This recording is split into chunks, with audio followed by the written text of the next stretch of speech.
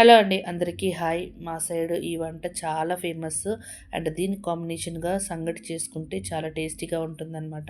ఇప్పుడు రెసిపీలోకి వెళ్ళిపోదాం. ముందుగా పల్లీలన్నీ బాగా వేయించుకొని కాస్త ఆయిల్‌లో వేసుకోవచ్చు. లేదంటే మనము డ్రైగా కూడా మనము వేయించుకోవచ్చు. తర్వాత మనకి రుచికి తగ్గట్టు, కారానికి తగ్గట్టు చిల్లీస్ అంటే పచ్చిమిర్చి వేసుకొని అదే ఆయిల్‌లోనే మనము ఫ్రై చేసుకోవాలి. అవి కాస్త ఫ్రై అయిన తర్వాత కట్ చేసి పెట్టుకున్న టమాటాలు, తర్వాత ఉల్లిపాయ, ఇంకా కాస్త పులుపుకి కావాల్సినంత కాస్త చింతపండు వేసుకొని అదే ఆయిల్‌లో ఫ్రై చేసుకొని పక్కకు తీసి పెట్టుకోవాలి.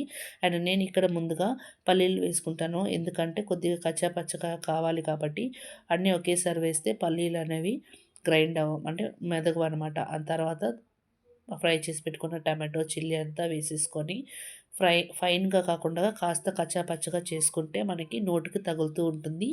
ఇక్కడ నేను వేసింది దోసకాయలు అండ్ టేస్ట్ అయితే సూపర్‌గా ఉంది.